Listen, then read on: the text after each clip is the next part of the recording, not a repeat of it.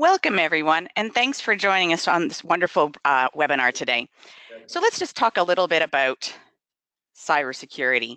So I love this quote that it takes 20 years to build a reputation for a company and just a few minutes of a cyber incident to ruin it. And I'm sure you've seen some headlines over the past few years for these big companies that have experienced this, that they've been in business for a long time, pretty reputable organizations, and then all of a sudden they have a breach, and that's all anyone can think about.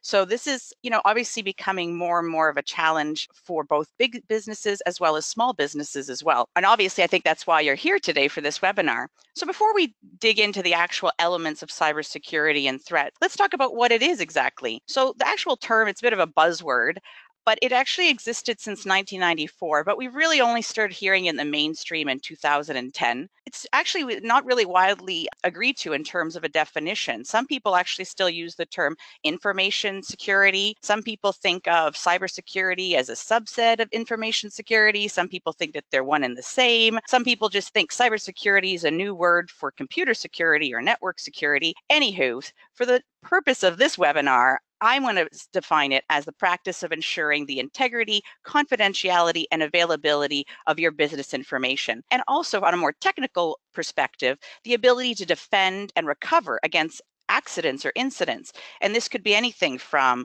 hard drive failures to power outages and from attacks from adversaries. So let's dig into why we want to do that. So why does cybersecurity really matter? Well, I think really it comes down to the money. So let's look at some of the figures from our recent Cybercrime 2017 report. Cybercrime damage is going to cost about $6 trillion annually by 2021. To deal with all this cyber damage, cybersecurity spending is going to exceed $1 trillion between 2017 and 2021. The human attack surface is going to reach 6 billion people by 2022. What that means is the amount of people actually on the internet. So actually right now, as of 2017, there were 3.8 billion internet users, which is about 50% of the world's population. So they're forecasting that that's going to jump up to, like I said, 6 billion, and by 2030, they're suspecting it's going to be 7.5 billion internet users. And that the big one we are hearing around today of ransomware, that's actually going to continue to rise, and that the cost for ransomware will cost 11.5 billion in 2019. And that I found this is a great stat and kind of scary from a business perspective, that businesses will continue to fall victim to ransomware at a rate of as an attack every 14 seconds by the year 2019. So that's pretty scary in terms of, and I put that out there because obviously money makes a difference, but it's also in terms of how prevalent this is going to be in the future. It's not going away. So what can we do to actually protect ourselves from this? Well, and that's what this webinar is all about. Most of it is education and awareness. So we're going to get started by just talking about, at a high level, what cybersecurity or threats are. So every internet user, I think any user, whether they're young, old, or in business, should understand this sort of basic concept, that there are different types of breaches and threats that exist out there. So the hackers, which are the bad guys, they're always looking for weaknesses and vulnerabilities. And basically, in terms of your computer, there are 3 different ways that they can find these vulnerabilities. There's physical vulnerabilities like the hardware. So either actually getting to your laptop or computer and putting in a USB drive, or getting in through your router, sort of physical hacking type of thing. There's software hacking, which is kind of finding holes in the software to try to trick your software into doing things it's not supposed to, or trick your laptop into not recognizing software that's not supposed to be there. And then the biggest component that they like to exploit is the human component. So this is where they like to play up the fact of disguising stuff to make it look like something you trust, you believe in, and basically it's to elicit a response, whether it's clicking on something and opening up some viral software, or going to a website and giving away your information to people that you don't think you're giving it away to. So there are lots of different cybersecurity threats these are sort of the most common ones. We're going to talk about some of these today. So overall, sort of data loss and compromised data is a big issue. Ransomware, which I just talked a little bit about, and we're going to talk about a little bit more today. We're going to talk about this one's actually becoming more and more of an issue, and I've seen some samples, and they're actually quite scary in terms of the type of genuine, like the emails look so genuine that I would say as an employee, I would struggle to know whether or not this is actually coming from someone in my organization. And that's sort of basically impressions of executives and managers. So hackers are trying to trick people within a company to give away information. It's kind of scary. Social engineering attacks, so that's a bit of an umbrella, and we'll talk a bit about what falls within that. Viruses and also physical incidents are also on the rise as well. So in order to protect you and your company from cyber breaches, I would recommend basically 3 sort of areas that we're going to look at. The biggest one is awareness and education. Knowing what the threats are, what to look for is a big key into making sure that you don't fall victim. 2 is sort of, the software and the hardware pieces.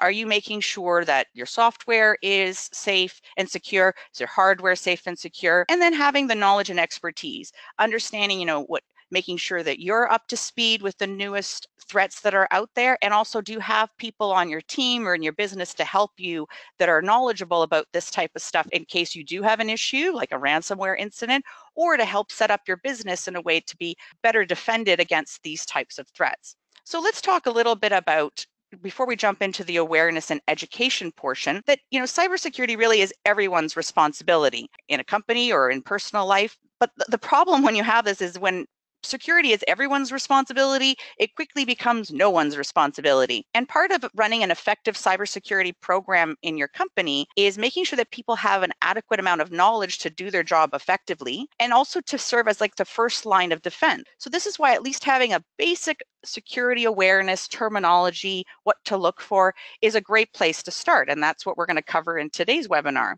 So let's talk about some of these big threats that I mentioned earlier and what they're about and what to look for. So social engineering attack. This is sort of like an umbrella statement that covers any kind of attack that relies on human interaction and involves tricking people into breaking sort of their normal security procedures. So they're trying to exploit things of the human psyche, and they find different ways to do that. So part of what falls under this umbrella are things like phishing, spoofing, pretexting, baiting. So we're going to talk a lot more in this webinar about phishing and spoofing, but I'm just going to give you a little bit of a definition for pretexting. So pretexting is a technique where, unlike phishing, which we're going to talk more about, is about sort of exactly like phishing, like with fish, but with a PH, is when you try to lure people in to click on something to divulge their information. Pretexting is like that, except it requires a lot deeper trust levels. So here's an example: is if a hacker discovers that a company deals with an insurance company, insurance claims for healthcare, if they find out who that healthcare company is, they know that, oh, okay, as part of this, they generally have to be compliant with certain regulations. So if the hacker knows what these regulations are, they could set up an email that they would send out to employees, basically from the government, saying that in order to comply with this regulation, they have to click on this company link and sign in and use their credentials. So that requires a lot, from a hacker's perspective, a lot more work. They have to kind of go in and find out about the company, about the employees, about the email structure. But again, it takes them a little bit longer, but the stakes are also much higher. So that's a little bit about pretexting. We're not going to go so much into that. And baiting is also very similar to phishing. What's distinguishing about it is it usually has like a big, exactly, bait, something, a big carrot to really lure people in. So either free music, a free movie download, and basically to get this free item, you have to surrender your login credentials. So that's sort of a high level, but let's jump into phishing and spoofing, because those are sort of the most common ones that you're going to see on a daily basis. So spoofing and phishing actually works usually together. Spoofing is the act of basically creating a pretend website or email that looks like it came from a legitimate source. So you'll see here as an example up on the screen is this one. It looks like Facebook, but when you look actually at the URL, you'll see this is not Facebook's URL. So this is and people do this with emails, websites, that kind of thing. And so this is a way to sort of get your trust so that they can steal your information.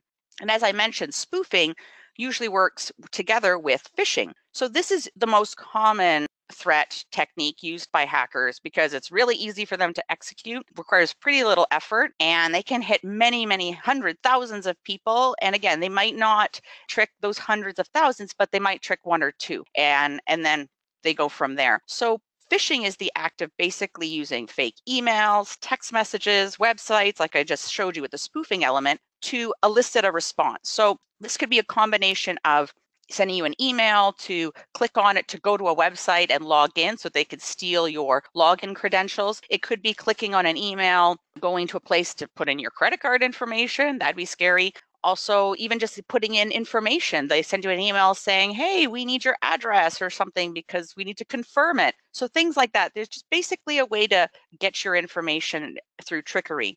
So the way you avoid being a victim of phishing and spoofing is, first and foremost, is stop before you click. Before I even go to number one right here, my biggest thing is just be aware that it exists. And before you click anything, stop. And let's take a look at it. And first of it is learning to identify, and that's part of why I'm saying stop, because I know we are bombarded with emails. We're getting hundreds of emails a day, and it's really easy to sit there and scan, and swipe and delete, or click really quickly because we're going through them at such a quick rate. But this is where it's really important, especially with, I'd say, anything that's asking you for your information, something that seems like a company you trust, like Amazon, PayPal, banking, anything. Don't click on it until you do these checks, okay? So first and foremost, you're going to take a look at it to see, is the name and the email correct? You're also going to check the link. And the way you do that is if you hover over the actual URL in the email address, you'll see the URL come up. And obviously, if it's Amazon, it should have an www.amazon.com type address, not some other kind. Another thing you should look for as well, and I found this in tons of the emails that I've received, is poor spelling and grammar. Now, a lot of these phishing schemes come from abroad, and English is not their first language, so they'll usually take an email, an actual letter that they might have found, and alter it a bit. Again, their grammar and spelling is not correct, but they don't care. They put it in there anyways. And I find that interesting because people need to keep in mind that big companies like Amazon, like PayPal, all these big companies, they have people on staff that it's their jobs to write emails and letters and make sure that they're perfect and the grammar is perfect. There is no spelling errors. Not to say that they don't have mistakes occasionally, but for the most part, they will be perfect. So if you're getting some weird email that has like very obvious blatant spelling mistakes from some big organization, definitely a flag that this is probably not a real email. Also, something to look for is threatening wording. So because they want to elicit a response from you. So you'll see emails like urgent action required, your account will be closed, your account's been compromised, because they want to play on that anxiety to get you to respond and just react and click on it. In this example that I have here, you see refund, you're like, ooh, I'm getting money? Great. So you just go in. Oh, all you have to do is provide a billing address. Perfect. But then it's like, wait a minute. Amazon has if they're providing me a refund for something, they have my address already on file. Why would they be asking me for it? So that's something to keep in mind. Here's a few other examples. So at the top here, you'll see it looks, the email itself looks like it's from PayPal, has the right branding, but you'll see up at the top, it's the actual spelling is like weird. It's billing at PayPal with an uppercase. If you actually go to PayPal's email address, it's lowercase. Another way to look at it, and again, you might not know that, but if you go on your own, another URL like to your Internet Explorer and type in www.paypal.com, you'll see up top that it's not pay and then pal uppercase, it's just PayPal lowercase. Another way you can look at it is by hovering. You'll see here they actually provide the link to make you feel like it's PayPal. But when you actually hover over it, it is not going to PayPal at all. It's going to some completely other address, some sort of catalog. Here's another example. Looks like a LinkedIn email address or email, but you'll see up at the top, it's coming from some different kind of person. And you'll also see here below that there's some weird coding embedded in the actual email that has it's something in Australia actually, and it has nothing to do with LinkedIn. Some other ways to make sure that you're not a victim to phishing and spoofing. Like I mentioned before, just anything to do with banking, money, anything like that, don't click on it. And then, I've also found sometimes people like, oh, okay, I don't know if this is right, but they'll click on the link and it looks like their bank, but they're like, okay, I'll just go into my banking account anyways. And it's like, don't use any of the links provided in any emails to get to your bank. Always have that actually in your, type it into your actual Internet Explorer, your web browser yourself, because like that, you know for a fact that you're not being directed, because these folks are very sneaky in terms of making these websites look and feel and behave just like the sites that you're used to going to. Another thing to keep in mind is making sure that you only enter sensitive data into secure websites. And the way you know that is by looking in the top of your browser, any of the browsers. Sometimes in some of them it's at the bottom, some of it's at the top in the actual URL area. At the top here, you'll see a little lockbox and it'll say secure. And you'll see when it's not secure, this will be unlocked. So that's still something to keep in mind as well while you're surfing and going to websites. Before you type in any personal information, if this is not locked down, don't do it. And as I said before, when in doubt, if anything seems fishy, odd, bizarre, just don't click on it. Actually, I want to mention one recently I've started noticing is a lot of like recruiting type spam emails that I've been getting where people are saying, hey, your resume, and I'm like, okay, even though I have no idea how they got my information, but somehow they know that I'm actively looking for work. And so somehow they've kind of, again, gotten smart about it and turned it around and said, oh, we have this job opportunity for you. And I was like, wait a minute, I didn't apply there. And I checked the URL and it was going to some weird place in like, I think in Czech Republic or something. And so there was something, anyways, they're getting much smarter and much more intelligent. So if anything just seems odd or off, like I said, just don't click on it. Just either delete it or put it aside and go and do your investigation on your own without clicking on any of the links. Here's another one that's very common, and it's been coming up both in Canada and in the US.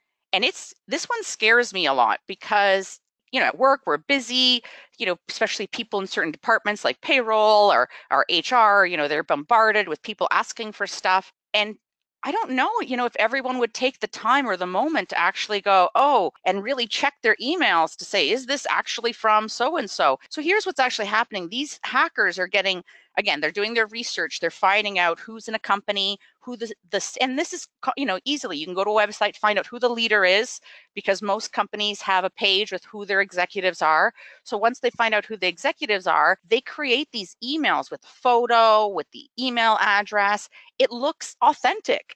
And basically, they send it internally within a company saying, hey, give me this report with this data, either, tax statements of an employee or tax statements for all the employees, things like that.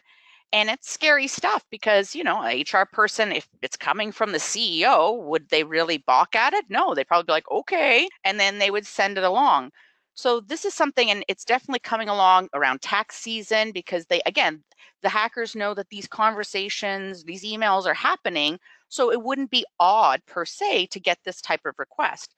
So with this one, I definitely recommend that to avoid this, making sure employees are aware that this is happening, that this does happen, that their emails that come in, photos, everything looks like who it should be. Another part is also, probably implementing some sort of a request for a policy for confirming sensitive requests. So, maybe with people who deal with HR, financial, any sort of business reporting, maybe there's a sort of, I don't know, maybe there's a code word that you guys always use when you release certain information. Or maybe when people send in emails like this, if it's not common, if it's, for example, the CEO never emails you for information, all of a sudden you get an email from the CEO, I would maybe call his assistant and say, hi, just want to confirm. Again, not being a pain, I just want to confirm from security perspective. But again, having something, whether it's by word of mouth, calling the person, maybe there's a text verification, something to make sure. And another way is also maybe look at how you structure your email addresses, what information you put about your company online. I understand that, people want to put their leaders and stuff, but I guess, do you have to put all your employees out there? Is there value in everybody knowing who all your employees are? Maybe, maybe not. And also considering your email addresses. Some people, obviously, they want to make their email addresses as easy as possible, like first name dot last name at yourcompany.com. Maybe you mixed it up. Maybe it's the first two initials of the first few letters of the person's first name and their last name, something a little bit different. Again, you want to kind of mix it up to make it a bit harder for these hackers to get to you. Let's talk about ransomware. So ransomware, it's a type of malware that basically, once you get it onto your computer, it restricts your files and displays the messages a message demanding payment, and unless you pay, the restriction will be removed. So they say. So there's basically two types of ransomware. There's a lock screen, which basically, once it's in there, basically you get this thing on your screen that says, you have ransomware, and the stuff's in the background, but it basically locks down your screen and you can't access your computer in the background because of the ransomware. There's also an encryption version where basically it goes in the back end and encrypts your entire drive. And the only way then that you can get to access it is by getting the encryption code from them, and they want money for it. So both very, very scary events to go. Here's an example of one that you would get on your screen, and here they're asking for $300 worth of Bitcoin. Interesting. So my biggest recommendation is, I know it's very scary when this stuff comes popping up on your screen, is first and foremost is don't pay the ransom, because really they're meant to scare you, they're meant to intimidate you, and even there's a bit of a challenge, is some people have experienced, they've submitted the payment and they haven't guaranteed that their system has been regained access. So there's not this definite, like, you pay and then everything's back to normal. I would, consider your computer's been infected, do you have, again, this is having someone on staff or having a great IT person, support people to help you either to try to repair it, to get your data retrieved.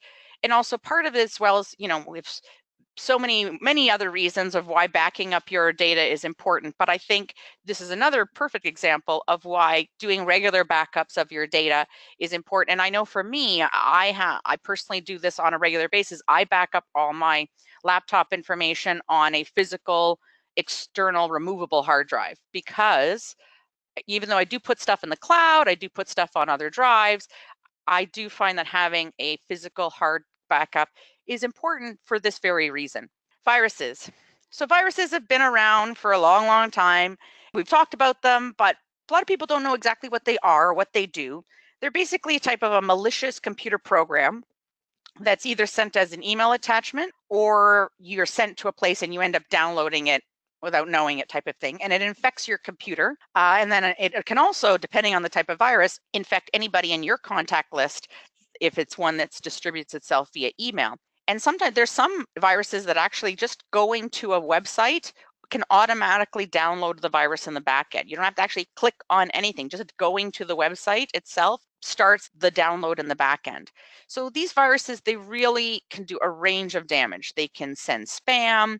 They can provide criminals with access to your computer, to your contact list. They can scan and look through your computer for information that it deems might want, like passwords, financial information. It could hijack your web browser. It can disable your security settings. It can display unwanted ads. And another thing too is sometimes when they're running, viruses can attach itself to different programs. And so when you end up working with different programs and other people are working, you could spread them to other people in terms of via the cloud. So, and that's the thing, the variation of viruses out there are huge. But thankfully, there are lots and lots of antivirus programs out there. There are free ones, there are paid ones. I personally believe you get what you pay for. So investing a little, again, this is your security of your data. So investing a little bit more and making sure that you have a decent antivirus. And then part of it too is making sure that your antivirus is up to date. I can't imagine how many people I've talked to who they have it, but then it expires and they're like, and I'm like, no, it's not. You have to actually go and make sure you pay and keep it up to date, because that's what they're doing. And these companies spend, their business is keeping up to all the hackers and all the variations of viruses that are going on out there. Now, even though you do have, antivirus, it can happen where you might get a virus. So there's some things you can kind of look for. I know even though I have an antivirus, I've had a few instances where I've noticed some of these things, and then I've gone and I've done a little update of my antivirus, and then I've run the antivirus again, the scan, even though it's supposed to be doing it automatically, and it's found it after the fact. So here's some things to sort of look for. Like if you notice your computer's taking longer to start up, or it doesn't start up at all, that's a bit of an issue. If you start clicking on certain programs and it takes longer to launch, files and data like moving or disappearing from certain places, finding that there's certain and this is what I found, is I had a certain program that just kept it was fine, and then all of a sudden it just started crashing all the time. Oh, this is also, I've experienced this, where your home page is set to a different browser. So you've set it to Google, or you've set it to whatever you wanted your homepage to be, and all of a sudden you come back to your web browser and it's somewhere else, and you're like, wait a minute, that's definitely a sign that something's been tampered. Also noticing that you're just either web pages are slow to load, possibly if your display looks fuzzy, or just not, maybe it's a little bigger, the fonts are bigger or really small, could be an issue. Or also noticing that there might be programs, like I had one incident where I had a program that kept, and I couldn't turn it off. And I uninstalled it, it wouldn't let me uninstall. And that's when I knew that something has gone terribly awry, and there was some sort of virus that was locking down this software and not letting me uninstall it. But anything that looked kind of fishy, kind of suspicious like that, definitely, don't turn your eye, and definitely sort of either run your virus program, run a different virus program. That kind of stuff will definitely help. So we talked about, so this is that was the education portion, and understanding, what the types of threats are and how you can sort of identify them. And now we're talking about hardware and software. So the first part was more about from the human aspect. This is the back end. Now, obviously, as a human, you have the control to make sure that you have the right antivirus and the right hardware equipment and stuff like that. But this is more the manual stuff in the back end. So there's software threats. So we have malware, which I sort of mentioned, that it goes into your software, or it goes into your browser, or it goes into your operating system. Basically, it goes wherever they want it to go, and it alters stuff, and it can steal information. It can constantly feed information to the hacker on a regular basis. Lots of scary stuff with malware, like I said, because of the variation out there. Definitely important to have a good antivirus to prevent that. Trojan horses. Back in the early 2000s, there's sort of big influx of Trojan horses. They seem to kind of disappear for a while, but they're definitely coming back with a vengeance, so it seems. And basically, they seem, well, like it's like the history lesson of a Trojan horse. They seem like a legitimate piece of software. You think that you're installing something that you're supposed to be installing, but actually in the back end of this software, there is a bad piece of software. And so when it launches, very similar to malware, as you launch it, it basically populates in the back end, and it can do a variety of things. It could lock down your computer, it can share information, it can do all the various same things that a malware could do. And then there's another classification of spyware. So similar to malware, but spyware specifically doesn't really want to alter things. It doesn't really want to like play around with your software. It really wants to just exist in the background and watch you and watch information. And it can either and send that watched information to whoever put it there in the first place. So again, it could watch your email. It can watch your web browser. It can watch many different things and send this information to whoever is the source of the spyware. I found that a lot of this spyware comes from like free downloads. It's usually in the back end. And sometimes you're actually consenting to it going in there, sometimes it's not. And I actually found a lot of spyware, because of its very nature, it's spyware, it's supposed to be sneaky and exist in the back end, doesn't always come up with virus scans.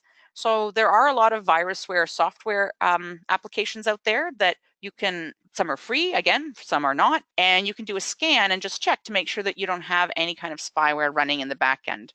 And then there's hardware threats.